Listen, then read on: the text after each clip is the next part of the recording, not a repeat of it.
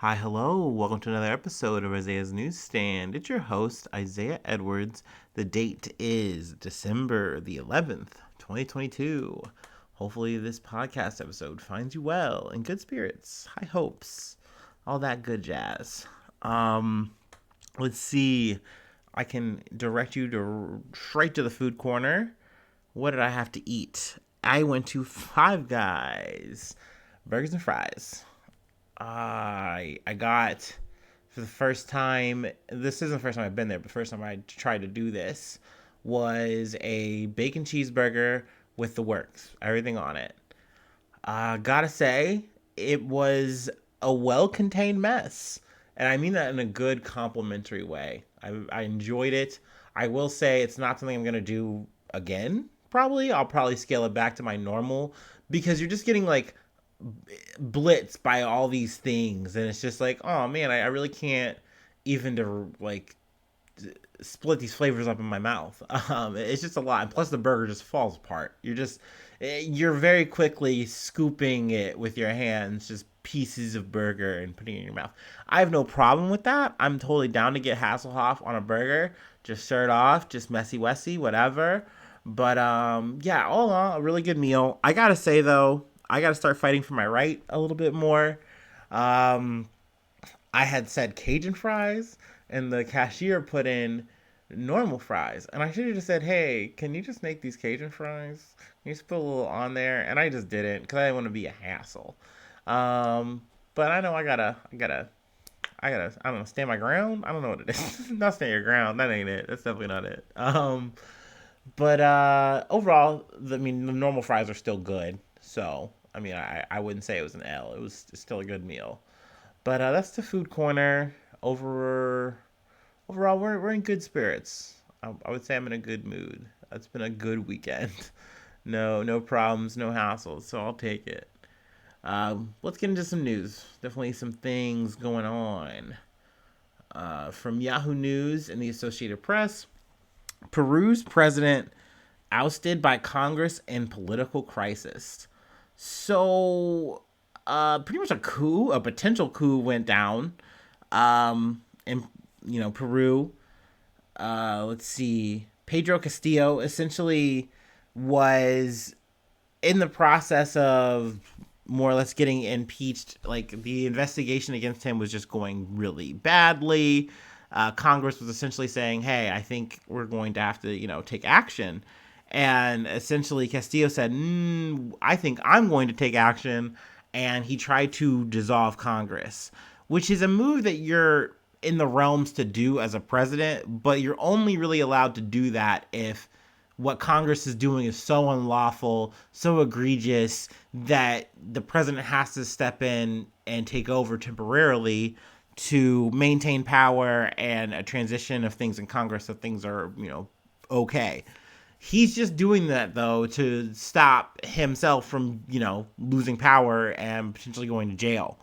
Because he's on the hook for some corruption charges, and that's never good. Now, granted, it's not super uncommon. I mean, we're actually going to get into that in another story that came up this week. But I mean, definitely to try to take power so boldly, so nakedly, was definitely not a good call. And Congress, before being dissolved, said no, we are going to move to have you arrested.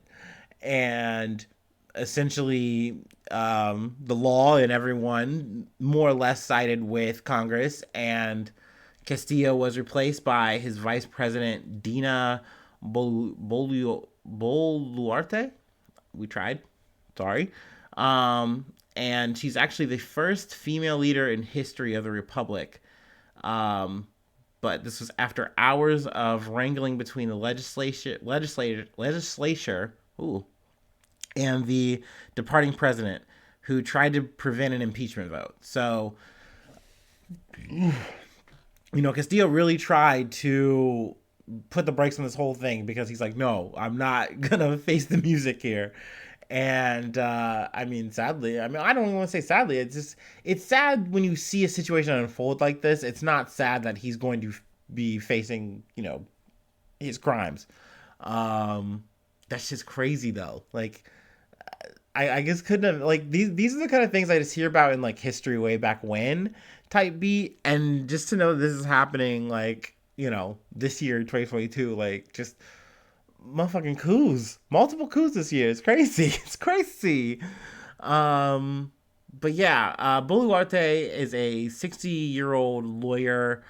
Um, I mean, I don't know how well received she's going to be in Peru. I mean, essentially too, because you're still a part of this party. And to be honest, obviously, my vision on Peru is not that vast, not that deep. I don't know too much.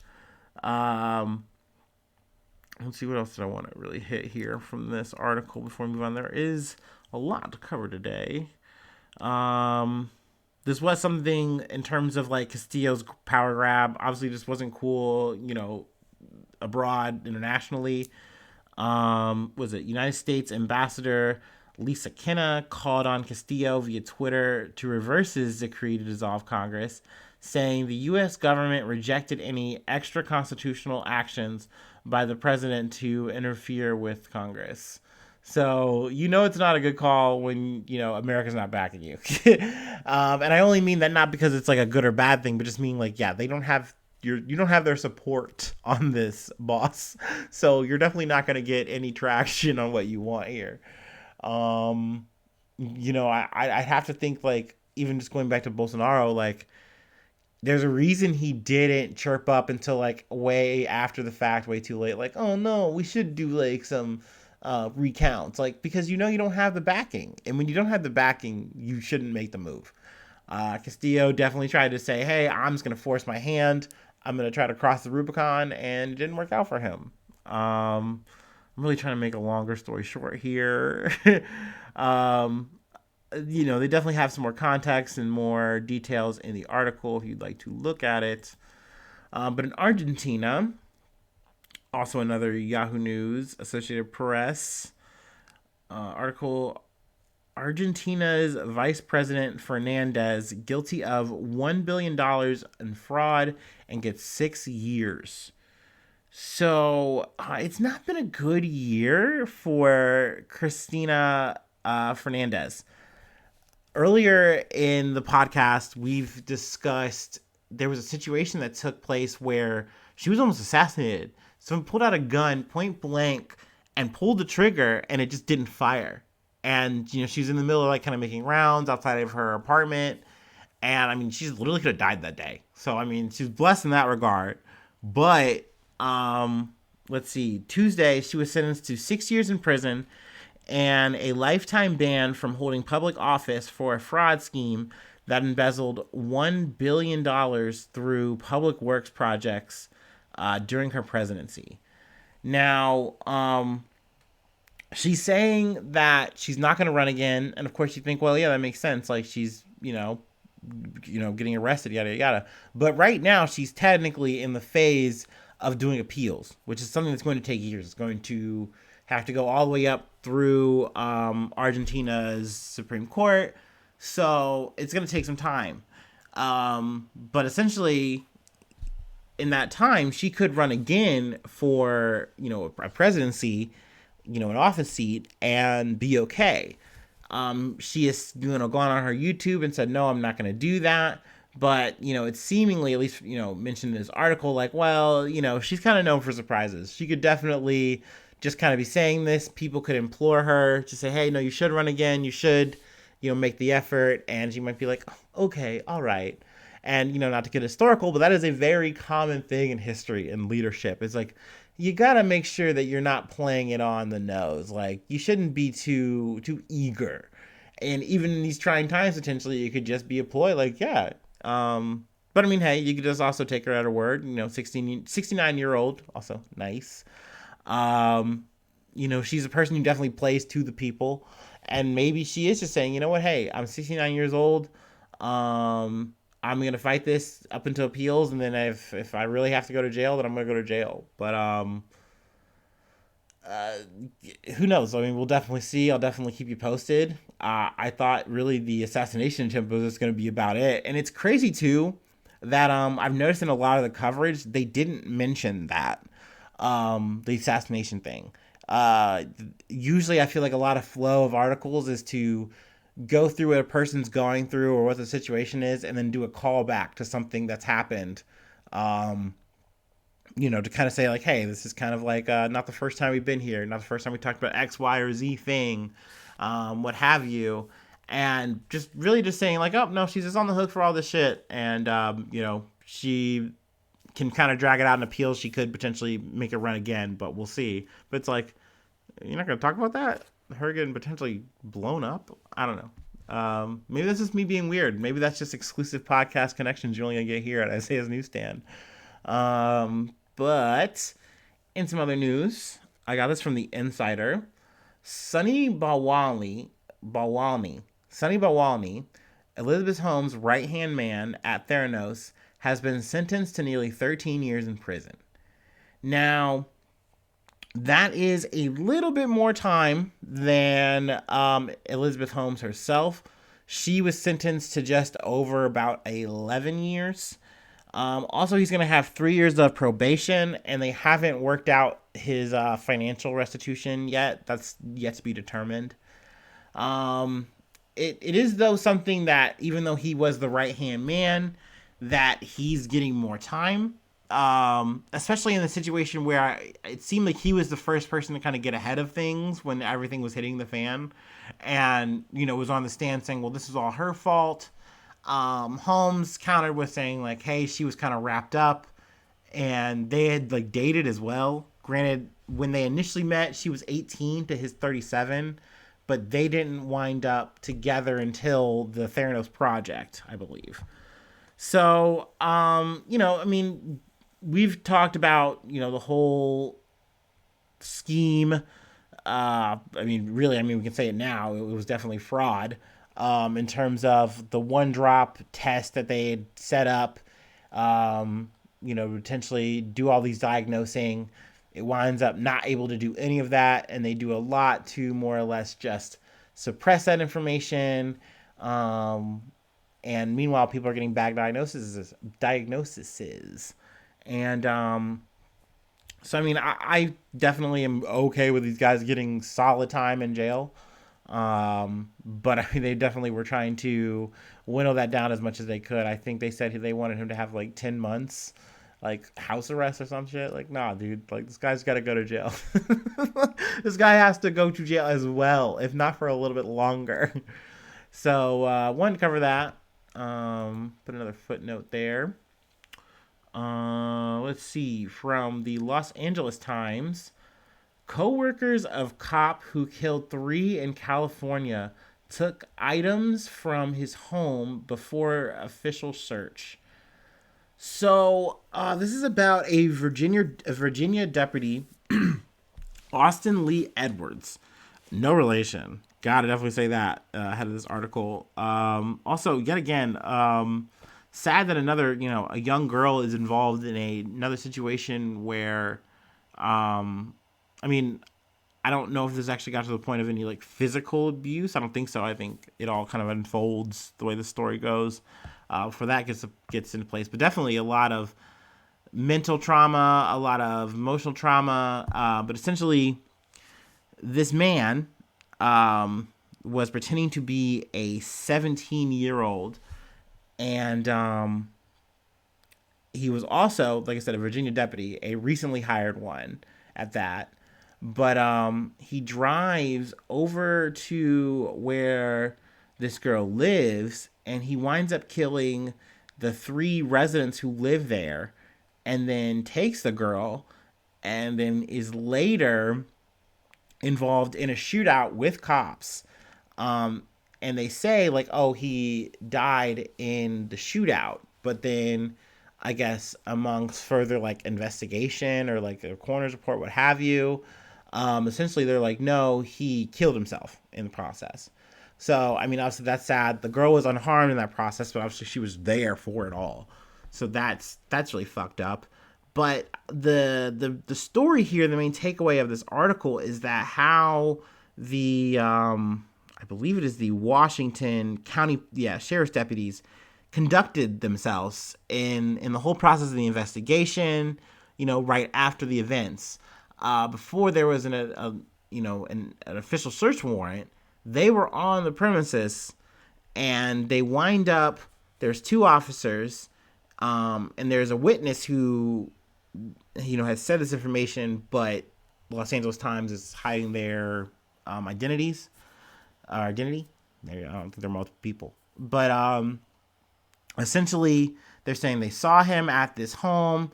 The windows are all blacked out, but they saw them walk out with like a black bag, and then they also wound up taking the Edwards's car.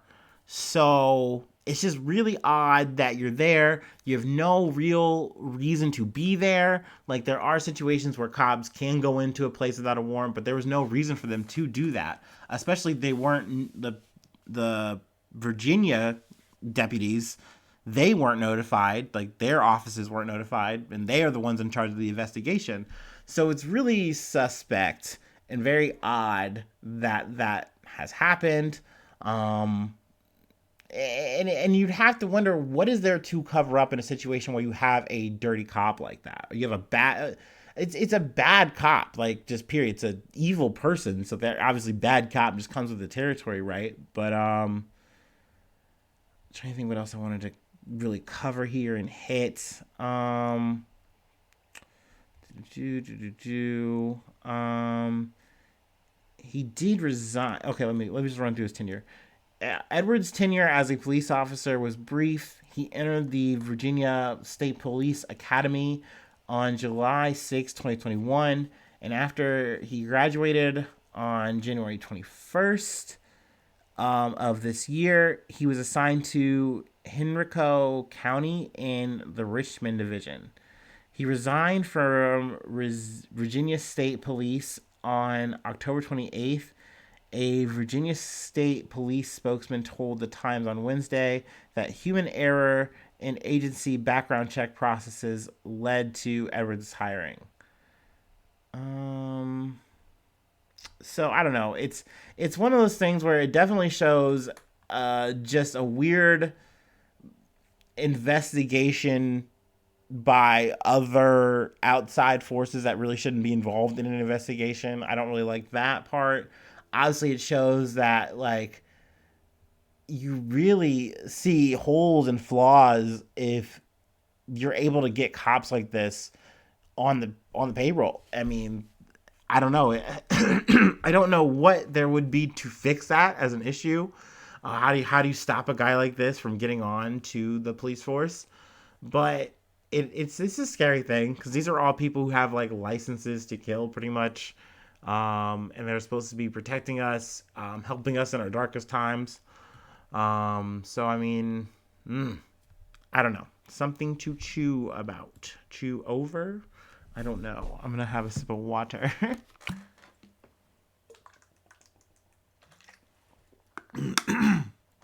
Okay. This is an article that popped in my newsfeed, actually, I think today. Also from Yahoo News, Associated Press. You already know. I keep it consistent. Arizona Governor Ducey. I'm pretty sure I'm pronouncing that right. It's not douchey. Arizona Governor Ducey stacks containers on border at term's end. So, this is one of those cute little things that politicians like to do, either to gain votes or to kind of go off with a dramatic send-off so that people really say, yeah, my guy did it. My governor, my mayor, my senator, my whoever, whatever. And in this conservative situation in Arizona, migration, illegal migration is a big hot button issue. And essentially the way Ducey decided to press the button here was he said, hey, I'm going to step up where Biden is not I don't know, showing up. I couldn't think of something jazzy there. But essentially he decided that he was going to bring, I think it's around 130 shipping containers. I might be wrong on that number that I'm plucking here. Here, I can just read a quote. He said it better than I ever could, of course. He's also a poet. Arizona is going to do the job that Joe Biden refuses to do: secure the border in any way we can. Um, so I mean, yeah, we're not backing down. We're not backing down. We're stacking up. We're stacking up, brother. So so picture this: just a row of a literal wall of shipping containers that you are trying to use as an actual border for human beings. Mind you, there's not enough containers to do the job. So there are literal holes that people can get through. And there's also just places you couldn't put it because it just wouldn't work. Like this container will slope. It's on a slope. We just can't do it. It won't sit there. Also, this is something that's got environmentalists in a rut because it's going through forests. It's going like through rivers and stuff like that. Like it's a problem. It's an issue. It's not doing anyone any favors. But he made this attempt to kind of just put the middle finger up to the Biden administration and to show his people, his constituents, that he was doing something. Um, can't say that it's doing anything of note, but cool. Yeah, 130 of the containers covering about 3,800 feet or about 1,160 meters for those international listeners. But it's just doing a lot of damage. It's fucking up a lot of shit. And it's a shame that people don't take this shit into account. I believe Katie Hobbs is going to be the replacement. Which is also, it's important because this is a position that Carrie Lake was running for. And I just personally didn't like fucking Carrie Lake. And don't get me wrong, she's not technically out of the scene. She's like suing and saying, it was illegal. This wasn't done by the Constitution. Okay, Carrie. But here we are. Thank God that at least Hobbs is going to say, hey, I'm going to try to do something about it. Now, granted, what exactly is going to be done, I don't know. There's been talks that she might try to like convert this into kind of like housing for the homeless. And that kind of sounds murky. That kind of sounds like a Hoboville solution. So I don't know. But I definitely hope that there is a dismantling of this. Because you just definitely don't want to fuck up the world. You don't want to fuck up the environment, literally, over something that, like I said, it doesn't even accomplish what it sets out to do, which is always a big flaw, in my opinion. Big no-no. All right. We got one more thing to cover, so you know what that means. We got to ring the bell. We got to hit the break.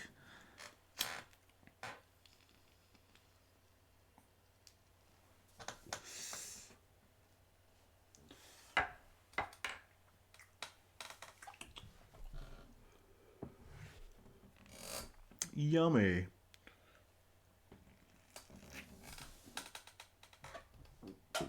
All right. All right. The last thing we got is from CNN. Amid public outcry, San Francisco officials reverse course and reject police use of robots to kill. Police use of robots to kill. Sorry, I don't know. I felt like I said that weird. So this is good news. I wanted to end on a good note. We had recently covered San Francisco approving these robots that, more or less by their description, were only going to be used in very specific situations to save cops, to potentially reduce loss, and they were just going to be there for everyone's protection and make things a little bit better. But I mean, when they were pressed about it, they're like, what are you going to do with these robots potentially? Like, what are these potential cases? Like, how's it going to go? And I mean, essentially they were like, oh, I mean, yeah, this robot could potentially, you could strap a bomb on it and then just roll it in. You could put a gun on it. The version I had saw and I was able to finally post, it wasn't a dog. It's honestly even worse. It's like a battle bot thing, but even like more menacing. It has like this mount arm that kind of can go up and down. It's got like a lot of tread and traction. It almost looks like a tank bottom. It has like two mounted, but it looks like are guns. I mean, I'm not sure, but it's menacing. It's treading menacingly. If they're rolling that on your hallway, it's over for you. I'm sorry. I'm sorry. They've probably strapped a bomb to it, and it's gonna make it, and you won't. So I'm honestly glad that San Francisco said, you know what, we are protesting. We're hitting the streets about this because we don't want it. We don't want the iRobot. We're not here for it. Please don't Skynet us. Like, we're just not in the mood. Um, I would definitely say I love to plug other podcasts that I listen to and take a lot of inspiration from. And TrueAnon actually did an episode about this. It was called Program to Kill. And they covered it like right after they actually had came out and said no, and they reversed the decision. And they kind of go into the history of a killer robot. And it's really interesting to kind of see where it came from and now where it's at. And really, more importantly, what they're capable of. Because it doesn't take much, and I'm not saying this is, we're going on a tangent here. This isn't the San Francisco robot, but it doesn't take much to give a robot autonomy. And like when you're getting to that point, I don't really give a fuck about the AI conversation. I know it's cute to talk about when it's like, oh, we're doing artistic drawings or we're doing like, AI chat and all that. But when you're actually talking about like, hey, if I plug in a bunch of algorithm bullshit into this robot and I put it out in the field strapped with a fucking weapon, I've essentially made RoboCop. I've made and I don't mean the old RoboCop. I'm talking Netflix RoboCop. That one, those ones. I've made the Tekken Jackbot. That's Tekken. I just said Tekken again. I'm sorry. You know I'm in the weeds here. But it's a scary notion that we realize that we're not far from that problem. That like you really could just have robots patrolling the streets, doing what they will to quote unquote protect us. Now I'm not gonna lie, I have utopian dreams of like robots just taking care of us, and like we're hopping in our cars and they're driving us and chatting us up, and I would love that. I would love that. Actually, I would say my question to the audience is, what is your favorite robot? My favorite robot actually is Rosie from the Jetsons. I'm not gonna elaborate, but I'm a fan of her. I like her. I'm gonna close it on that note, though. I thank you so much for tuning in. You've been a real pal and a friend, and a true companion. And hopefully, I see you soon for some more good news. I love you. Bye bye. Mwah.